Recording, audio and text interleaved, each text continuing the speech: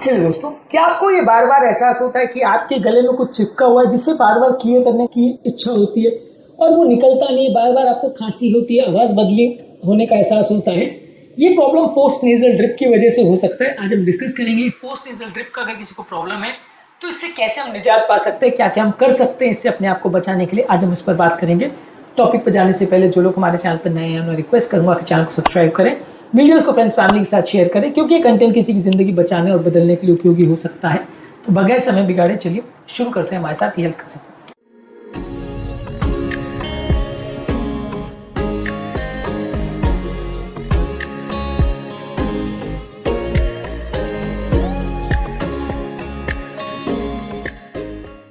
क्या आपको कभी ऐसा एहसास हुआ है कि बार बार गले में कुछ चिपक रहा है या कुछ म्यूकस आ रहा है? क्या साथ में आपको जुकाम भी है और क्या आपको पोस्ट नेजल ड्रिप का ट्रीटमेंट चल रहा है? कमेंट सेक्शन में लिख के मैं बताएं आप इसके लिए क्या करते हैं। पोस्ट नेजल ड्रिप बेसिकली एक सिंगल प्रॉब्लम नहीं, बेसिकली कोई भी कारण से अगर नाक में कोई म्यूकस या बलगम बन रहा है या साइनस में बलगम बन रहा है, वो एक ओवरफ्लो सिस्टम की वजह से, बहुत ज़्यादा बनने की वजह से, पीछे ग्रेविटेशनल फोर्स की वजह से आपके गले में आ जाता है, जिसकी वजह से वो म्यूकस ही है या जो कीटाणु आपके गले में इफेक्ट करते हैं और गले में भी आपको खराश का एहसास होता है, गले में भी कुछ चिपक रहा है इसका एहसास होता है। ये सारी चीज़ें जो आपके नाक को इफेक्ट करती है, उसमें जो म्यूकस बनता है वो कई बार आपको बैकवर्ड फ्लो की वजह से आपके गले में फारेंजाइटिस जैसा एहसास कर सकता है। और कई बार वैसे केस में जब आप खांसी के लिए ट्रीटमेंट करते हैं या फारेंजाइटिस में कीटाणुनाशक दवा लेते हैं तो वो कई बार फायदा नहीं करती, उल्टा नुकसान भी करती है। अगर किसी व्यक्ति को पोस्ट नेजल ड्रिप का प्रॉब्लम है तो ये जो आपको गले में जो सेंसेशन होता है कि आपको नाक को क्लियर करना है, ये ज़्यादातर सिर्फ एक्सेसिव म्यूकस की वजह से नहीं होता। कई बार आपकी नर्व की सेंसिटिविटी बढ़ जाती है, नर्व ज़्यादा इरिटेट हो जाते हैं, इसकी वजह से भी कई बार लोग को एहसास होता है। कई बार आप जब चेक करो तो वहाँ पे आपको ऐसा नहीं लगता कि म्यूकस ओवरलोड ज़्यादा है, लेकिन वहाँ पे क्योंकि नर्व ज़्यादा इरिटेट हो जाती है, इस वजह से भी आपको वो बार बार गले को क्लियर करने की ज़रूरत महसूस होती है। ये गला और आँखें ज़्यादातर ये एक ही सिस्टम की तरह काम करता है, एक सिंगल कंटिन्यूस एयरवे सिस्टम की तरह काम करता है। यदि दोनों को हम सेपरेटली देखते हैं और नाक के लिए अलग ट्रीटमेंट करते हैं और गले के लिए अलग ट्रीटमेंट करते हैं तो कई बार गड़बड़ होती है। ये दोनों प्रॉब्लम काफ़ी हद तक रिलेटेड है और दोनों के जो कारण है और ट्रिगर्स है और ट्रीटमेंट है वो ज़्यादातर सेम है। ज़्यादातर एलर्जी का प्रॉब्लम जो है ड्राई एयर पोल्यूशन या माउथ ब्रीदिंग की वजह से ज़्यादा बढ़ता है। ये दोनों ही चीज़ों को पर फोकस करेंगे तो आपको पोस्ट नेजल ड्रिप की प्रॉब्लम को भी कम करने में मदद मिलेगी। ज़्यादातर इस तरह के केस में ब्रेन का भी काफ़ी सिग्निफिकेंट रोल होता है। जब लोगों को गले में खराश का एहसास होता है तो बार बार उनके ब्रेन को मैसेज जाता है, जिसकी वजह से अपने नाक को बार बार क्लियर करने की कोशिश करते हैं, अपने गले को बार बार क्लियर करने की कोशिश करते हैं और ये प्रॉब्लम बढ़ती चली जाती है। कई बार ये पोस्ट नेजल ड्रिप की प्रॉब्लम जो है वो एसिड रिफ्लक्स के साथ भी कोरिलेटेड होती है। अगर इस तरह के पेशेंट को अगर एसिड रिफ्लक्स के साथ में प्रॉब्लम आ रही है तो उसको भी ट्रीट करने से आपको फायदा मिलता है। कई बार ये दोनों चीज़ों की वजह से आपको इरिटेशन भी होता है और लैरिंजाइटिस का प्रॉब्लम भी होता है और प्रॉब्लम मेन एसिडिटी की वजह से होती है। वैसे केस में अगर आप एसिडिटी को ट्रीट नहीं करोगे तो प्रॉब्लम ठीक नहीं होगी। ये म्यूकस का जो क्लियरिंग का जो सिस्टम है वो बेसिकली कुछ छोटे छोटे माइक्रोस्कोपिक जो सेल्स या सिलिया होते हैं उस पर डिपेंडेंट होता है। अगर बहुत थोड़ी सी भी अगर वहाँ पे सूजन या इन्फ्लेमेशन आ गई तो ये क्लियरेंस कम हो जाता है, जिससे म्यूकस ज़्यादा चिपकने लगता है और कई बार लोगों को ये पोस्ट नेजल ड्रिप या हाइपर सेंसिटिविटी का प्रॉब्लम होता है। कई बार साइकोलॉजिकल स्ट्रेस की वजह से भी ऑटोनॉमिक इम्बैलेंस क्रिएट होता है, जिससे सिक्रीशन बढ़ जाते हैं। तो जितना ज़्यादा मानसिक तनाव होगा उतना ज़्यादा ये प्रॉब्लम बढ़ जाएगी, तो मेंटल स्ट्रेस को भी कंट्रोल करना ज़रूरी है। इसके अलावा अगर कंटिन्यूसली आप अपने गले को क्लियर करते जाओगे तो उससे भी रिफ्लेक्स एक्टिवेट होगा और आपको ज़्यादा क्लीन करने की जरूरत पड़ेगी। तो जितना ज़्यादा बार आप क्लीन करोगे उतनी प्रॉब्लम बढ़ते जाएगी। यदि आप नाक के बदले अगर मुंह से सांस लोगे तो इसकी वजह से भी कई बार इरिटेशन बढ़ता है और इससे भी आपको प्रॉब्लम ज़्यादा होगी। लंबे समय तक यदि आप स्मोक का, परफ्यूम्स का या अगरबत्ती के धुओं का अगर एक्सपोजर होता है तो इससे भी इन्फ्लेमेशन बढ़ता है, इरिटेशन होती है, तो इससे भी आपको प्रॉब्लम बढ़ सकती है। तो उसके एक्सपोजर को अवॉइड करना है।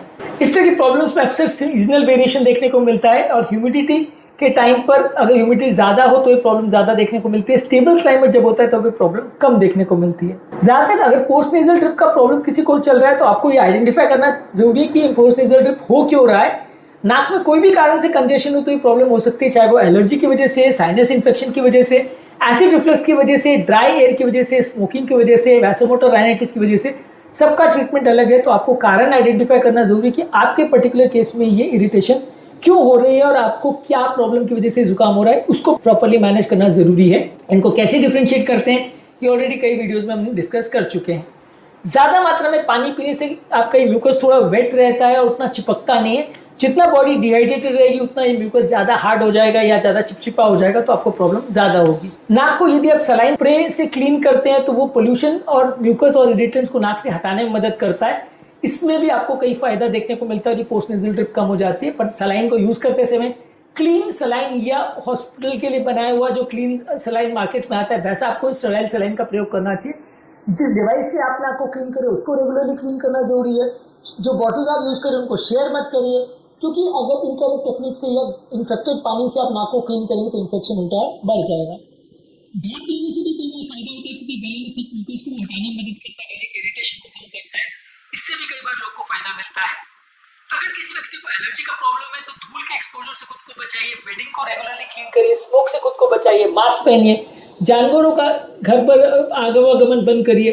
नाक में एलर्जिक्स का प्रॉब्लम है तो स्टीरॉइड के स्प्रेस का प्रयोग कर सकते हैं। ये सारी चीजें पोस्ट नेजल ड्रिप को कम करने में मदद करेगी।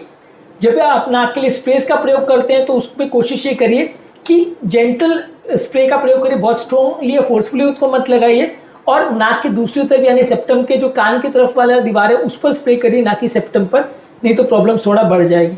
एसिड रिफ्लक्स का प्रॉब्लम है, उससे अगर प्रॉब्लम हो रही है तो लेट नाइट खाना मत खाइए, ओवर ईटिंग मत करिए, चाय कॉफी ज्यादा मत लीजिए, और खाना खाने के तुरंत बाद लेटिए मत। ये प्रॉब्लम एसिड रिफ्लक्स को कम करेगी, तो उससे आपकी प्रॉब्लम थोड़ी कम हो जाएगी।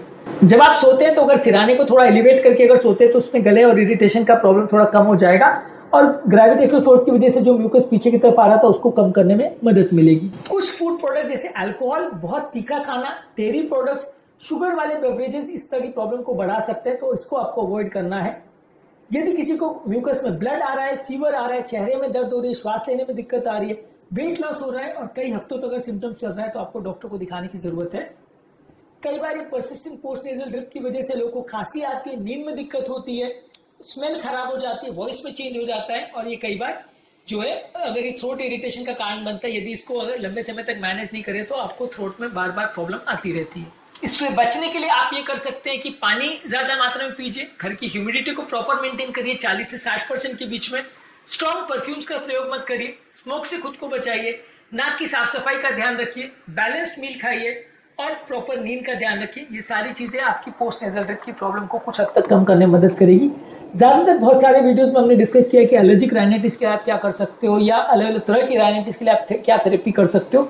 ये सारी चीजों का आप फॉलो करोगे तो आपकी प्रॉब्लम कुछ हद तक कम हो जाएगी। आज के टॉपिक में हमने बात करी कि यदि किसी व्यक्ति को अगर पोस्ट नेजल ड्रिप का प्रॉब्लम है तो क्या क्या चीजें उसको करनी चाहिए, क्या क्या टिप्स उनको फॉलो करनी चाहिए जिससे उसकी प्रॉब्लम कम हो जाए।